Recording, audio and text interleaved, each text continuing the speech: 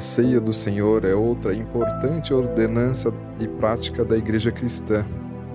É um rito que foi instituído pelo próprio Senhor Jesus e perpassada toda a Igreja até a atualidade. Ao longo dos séculos, essa celebração também tem sido uma identidade da Igreja. Nesta lição, procuraremos compreender o propósito, bem como a forma da ceia do Senhor, de acordo com a Bíblia.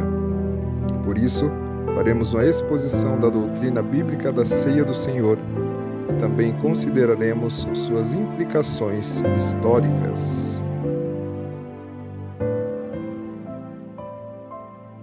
A paz do Senhor, meu irmão, minha irmã, seja muito bem-vindo a mais uma lição. Hoje é a lição 10, a ceia do Senhor, a segunda ordenança da Igreja. Nós estamos no primeiro trimestre de 2024 das lições da CPAD, esse trimestre que estamos falando sobre o corpo de Cristo, origem, natureza e vocação. E hoje nós vamos falar sobre a ceia do Senhor, essa ordenança que Jesus Cristo deixou para a Igreja. Eu sou o pastor Edson, quero te convidar para estarmos alguns minutos meditando na lição 10. Aproveite e deixa o seu like, compartilha este vídeo. Eu quero que você também se inscreva no canal, é muito importante você se inscrever no canal. Nós temos tanto conteúdo não cristão dentro da plataforma, dentro da internet, então é importante cada vez mais estarmos produzindo conteúdo para a edificação do corpo de Cristo. Então, aproveite essa ferramenta e divulgue-a na sua igreja, para os seus amigos, para quem você conheça.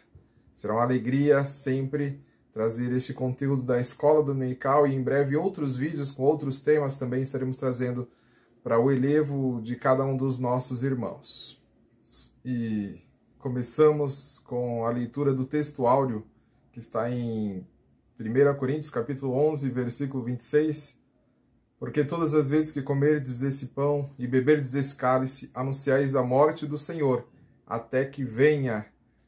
A passagem do apóstolo Paulo aos Coríntios, uma leitura que na igreja é muito utilizada na passagem da ceia, na ministração da ceia, uma leitura bem conhecida, e Paulo ele está reproduzindo o que o Senhor Jesus Cristo ele fez com seus discípulos, ele ceou com seus discípulos.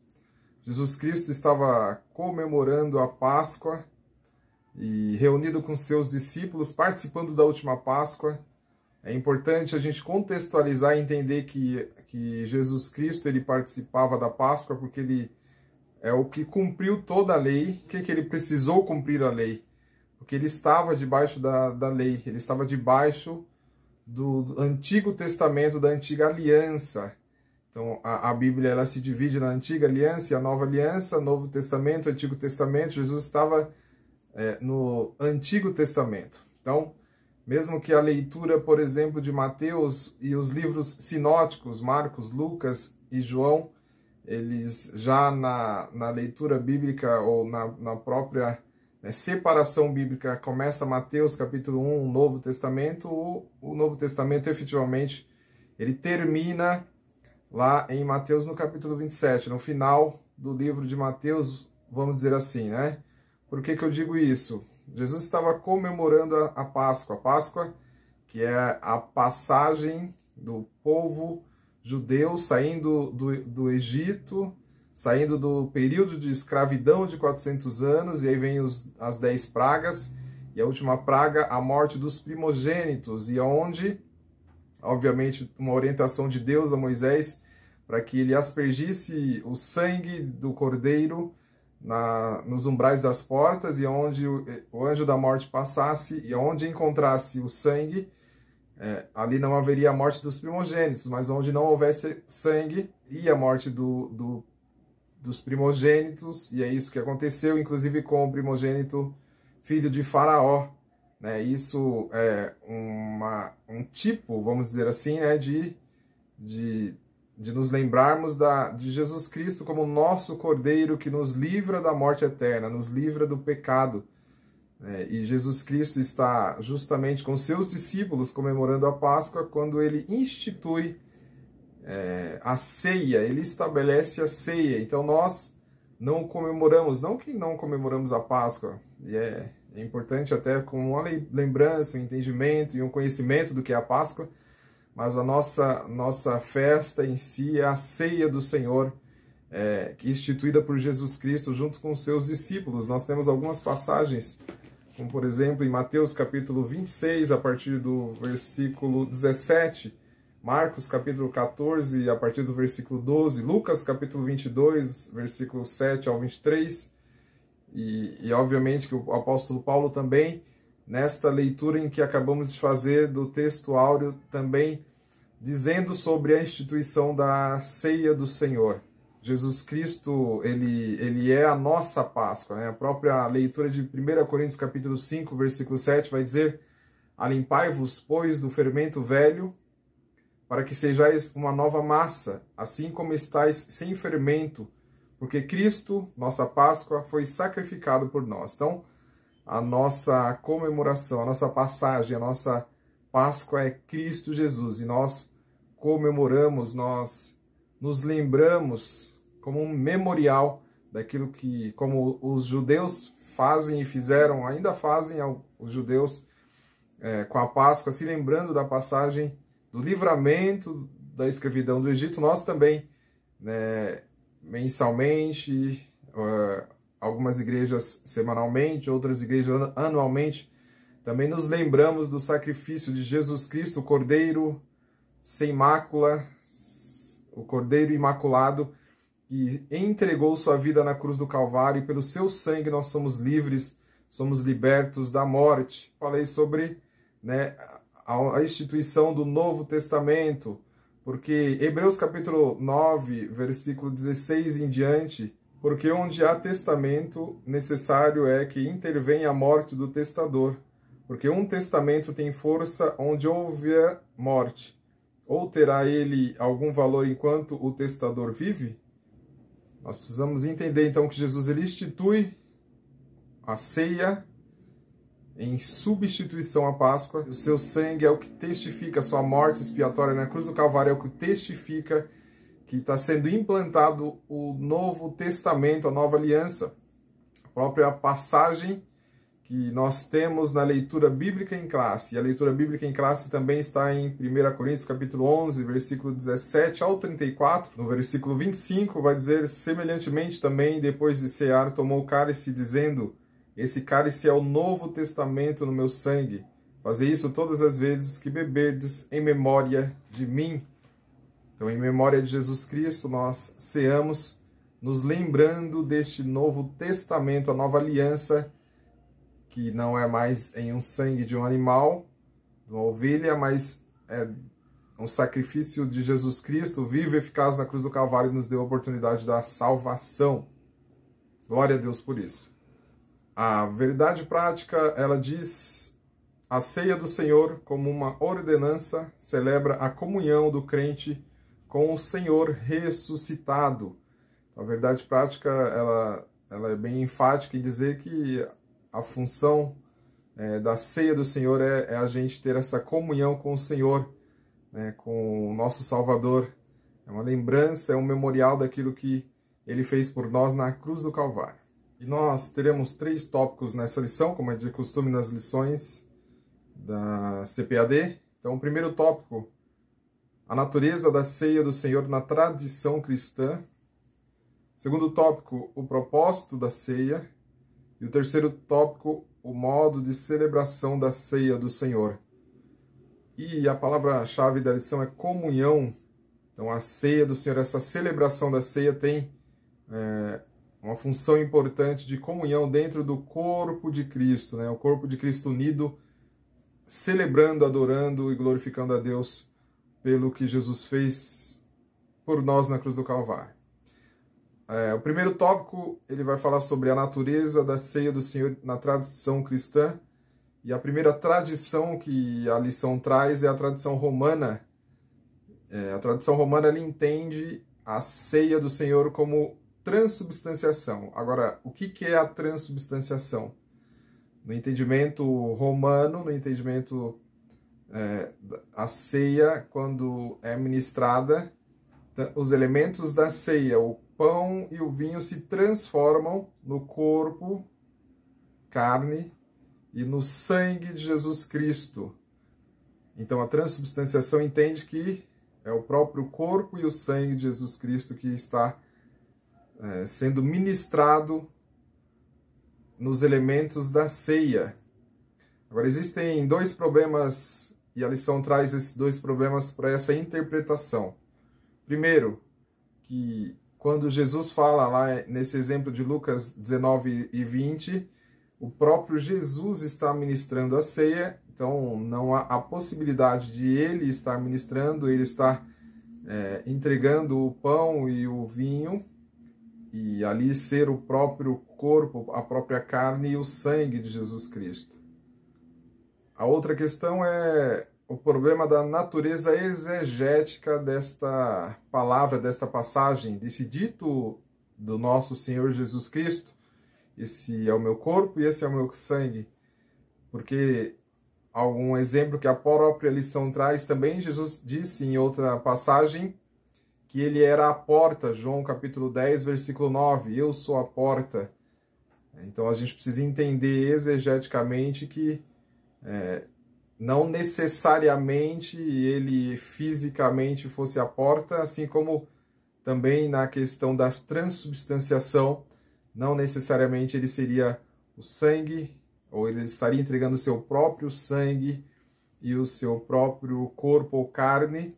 Isso traz um problema, inclusive, para religiões que trabalham com essa questão de carne humana e sangue, então a gente precisa ter esse entendimento. O item 2 vai falar sobre a tradição protestante, né? Eu digo luterana porque a tradição luterana ela diverge em partes com a tradição católica romana. Não necessariamente os elementos eram o corpo e o sangue de Jesus Cristo, a carne e o sangue, mas que no momento da celebração os elementos vêm acompanhado da presença de Jesus Cristo, que também foge do entendimento que nós temos sobre a celebração da ceia e a natureza dela, a forma que ela tem que ser ministrada. A tradição pentecostal, ela diverge da tradição romana e luterana, no sentido de que ela entende que Jesus não está, obviamente, transubstanciado ali nos elementos, nem consubstanciado, ou seja, ele ali não é a carne e o sangue do próprio Jesus, e nem ele está com a sua carne ou seu corpo ali presente, mas que os elementos simbolizam o corpo de Cristo e o sangue de Cristo. É simbólico. Obviamente que entendemos que, e a tradição pentecostal entende que Jesus está espiritualmente, assim como ele está no meio da igreja, né? No corpo de Cristo, em especial quando a celebração da ceia, a entrega dos elementos, pão e vinho, Jesus Cristo está espiritualmente, mas que não necessariamente nos elementos em si. E também há um entendimento pentecostal, na tradição pentecostal, sobre o memorial, a memória. Jesus disse, fazer isso em memória de mim. Então, a própria lição enfatiza o sentido da memória e comunhão da igreja, do corpo de Cristo, no momento da celebração da ceia. O tópico 2 vai falar sobre o propósito da ceia, e é importante entendermos o propósito. Por que nos reunimos como corpo de Cristo, como igreja, para celebrar a ceia? O primeiro item vai falar sobre celebrar a expiação de Cristo, ou a morte expiatória em favor de nós, pecadores, e nós devemos diariamente, obviamente, celebrar aquilo que Jesus Cristo fez por nós na cruz do Calvário. Ele morreu no nosso lugar, ele se entregou no nosso lugar. Jesus Cristo venceu, ele venceu a morte e o inferno. Além de celebrar, nós devemos também, como a própria lição vai dizer, anunciar a morte. 1 Coríntios capítulo 11, versículo 26, vai dizer, anunciando a morte do Senhor até que ele venha. Também é um motivo de anunciação da morte. Ele morreu, obviamente, mas ressuscitou ao terceiro dia, está à destra do Pai, intercedendo por nós. e sendo nosso advogado, obviamente eu sempre digo, né, Jesus ele vai ser promovido a juiz. Quando ele voltar e buscar a igreja, a oportunidade a toda a humanidade ela cessa. E ele passa a ser o juiz de todas as nações e juiz de cada um de nós. Então, por isso é importante nós nos voltarmos a Cristo e entendermos que ele morreu na cruz do Calvário para que nós fôssemos salvos, mas esse entendimento tem que ser nesta era, na era da graça, onde obviamente que essa nova aliança, esse Novo Testamento, essa nova aliança traz consigo a dispensação da graça. Hoje nós estamos debaixo da dispensação da graça, onde temos a oportunidade, através de Jesus Cristo, de nos achegarmos ao Pai. Vai chegar o momento que essa oportunidade vai cessar. Se você está distanciado, afastado da presença do Senhor, aproveite esse momento para se voltar à comunhão com Cristo, né? Para estar com Ele. É importante também, em nossa sala de aula também, ministrarmos que Jesus Cristo, Ele é o nosso Salvador e o nosso Senhor, anunciar a sua morte e ressurreição até que Ele venha. Onde vem o segundo item do tópico 2, proclamar a segunda vinda de Cristo. É exatamente isso, nós anunciarmos a volta do Senhor Jesus Cristo, anunciarmos que Ele veio olhar para o passado, Ele veio, se entregou na cruz do Calvário, morreu na cruz do Calvário, nos dando a oportunidade da salvação, e olhar para o futuro, entendendo que Ele voltará para buscar a noiva do Cordeiro. Quem é a noiva? A noiva é a igreja, é o corpo de Cristo. Então a igreja tem que estar preparada para receber o noivo. Então a celebração da ceia também é uma anunciação, uma proclamação da segunda vinda de Jesus Cristo, como as referências da própria lição vai nos trazer, né? E no final do item vai dizer, ao contemplar o retorno de Cristo, a igreja lembra que é peregrina na terra e que a sua pátria não é aqui. Nós somos resgatados, o reino de Deus, lembra? Primeira lição, se você não viu a primeira lição, nós temos no canal o vídeo da lição 1, nós falamos sobre o reino de Deus, a importância de nós estarmos no reino de Deus, imbuídos no reino de Deus e o acesso como se dá ao reino de Deus. Então, o reino de Deus, ele começa na terra, mas ele tem a sua finalidade, vamos dizer assim, né? Complementariedade lá no céu. Estaremos com o Senhor na eternidade, mas só vai acessar a eternidade ao lado do Senhor Jesus, aqueles que estão lavados e remidos no sangue do Cordeiro. Nós devemos anunciar isso. E dentro do tópico 2, o item 3 vai falar sobre celebrar a comunhão cristã.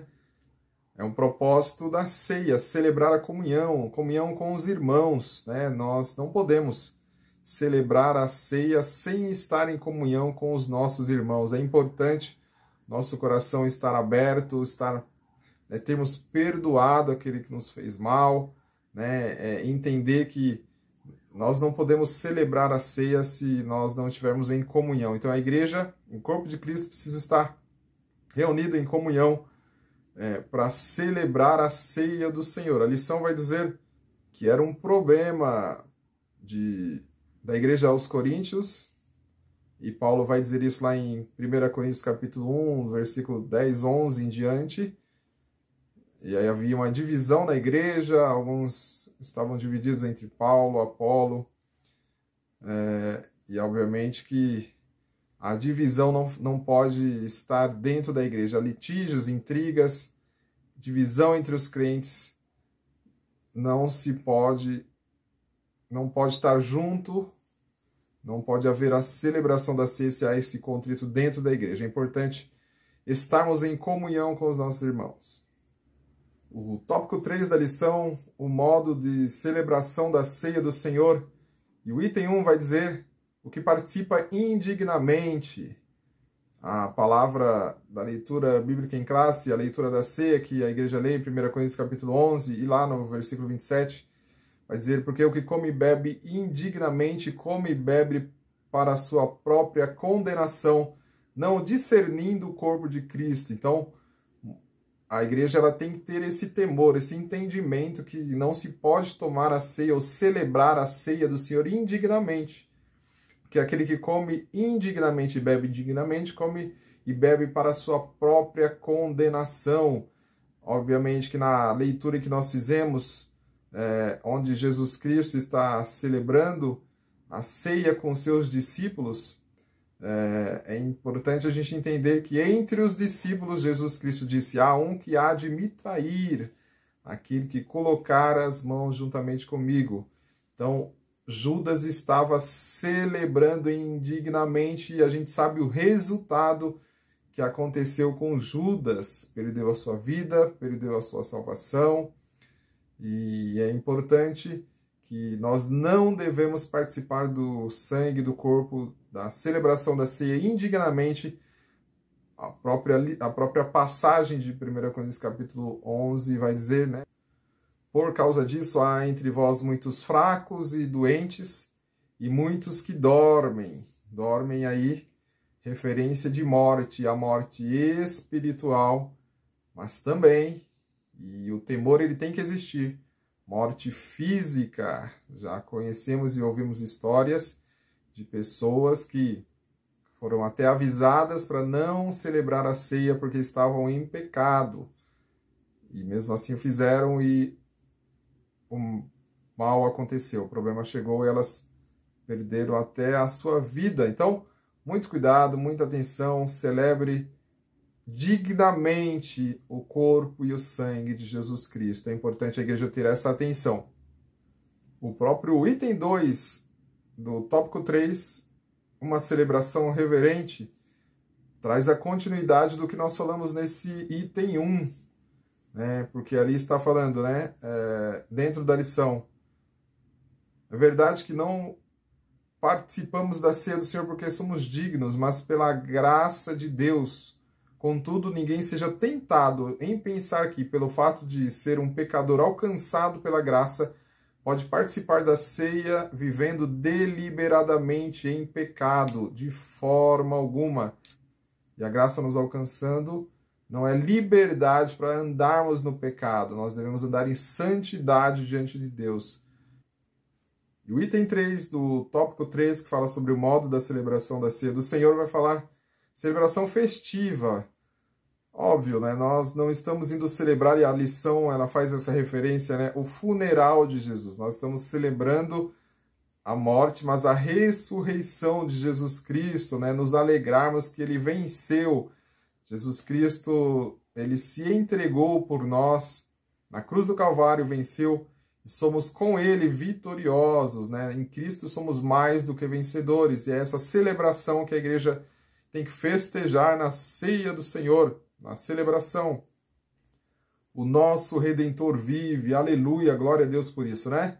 Uma alegria entendermos que estamos debaixo da graça e do favor do Senhor, ele nos alcançou, né? Deus amou o mundo de tal maneira que deu seu Filho unigênito para que todo aquele que nele crê não pereça, mas tenha a vida eterna. Essa é a nossa alegria, essa é a nossa esperança de que estaremos com ele na eternidade. Jesus Cristo nos deixou essa promessa de que ele voltaria para nos levar para estar junto a ele nas mansões celestiais. Então, é essa celebração que nós fazemos e nós estamos comemorando na ceia do Senhor. Agora, qual a periodicidade que nós devemos celebrar a ceia? É semanal, é mensal, é anual? Dentro dessa periodicidade, então, o período em que é celebrada a ceia, é convencionado na Assembleia de Deus, nas Assembleias de Deus, a cada mês ou mensalmente. Então, são 12 celebrações de ceia ao ano. No que é baseado isso? Em Apocalipse, no capítulo 22, versículo 2 ao 5, que vai dizer, no meio da praça da cidade, e de o outro lado do rio, está a árvore da vida, que produz 12 frutos, dando o seu fruto de mês em mês. Então, a Bíblia não deixa clara qual deve ser o período da celebração da ceia. Mas cremos que a cada mês, ou 12 vezes ao ano, seria importante e relevante, não perdendo a relevância e se lembrando, obviamente, do que é a celebração da ceia, né? O porquê que nós devemos celebrar a ceia, ou o propósito da ceia, como diz a própria lição que nós estudamos hoje. Muito bacana, legal, interessante. Se você gostou desta lição de hoje, deixe o seu like, como eu disse, né? Compartilha, se inscreva no canal, deixe o comentário, dê um glória a Deus, um aleluia, e agradeça a Deus pelo que Ele fez por nós na cruz do Calvário, celebre a Cristo, esteja em comunhão com a sua igreja, né? Esteja alinhado com o corpo de Cristo. E nós estaremos na próxima lição, lição 11 já, estamos terminando praticamente o trimestre já, seguindo já para o próximo trimestre, o segundo trimestre. Nós estaremos fazendo um vídeo resumindo as lições do próximo trimestre, né? Quais são os temas que serão abordados. Em breve nós estaremos falando sobre isso. Mas desde já eu quero te agradecer pela oportunidade de você ter deixado adentrar no seu lar, na sua casa. E eu, como motivo de alegria, eu quero orar pela sua vida. Senhor amado, Deus eterno, obrigado, Senhor, pela oportunidade de compartilhar com meu irmão esta oportunidade, com esta minha irmã, esta graça, esse favor que o Senhor nos concede, Pai querido, de aprendermos da Tua Palavra. Entre nesse lar, nessa casa, na vida do Teu Filho, abençoe ele grandemente, Pai querido, em nome de Jesus Cristo, que as Tuas bênçãos estejam sobre o lar de cada um dos Teus filhos, ó Pai, que haja salvação, que haja comunhão, que haja libertação, Senhor, e que haja a manifestação do Teu poder, trazendo, Pai querido, as Tuas bênçãos sobre este lar. É o que eu te peço nesta hora, em nome de Jesus Cristo. Deus te abençoe. Até o próximo vídeo.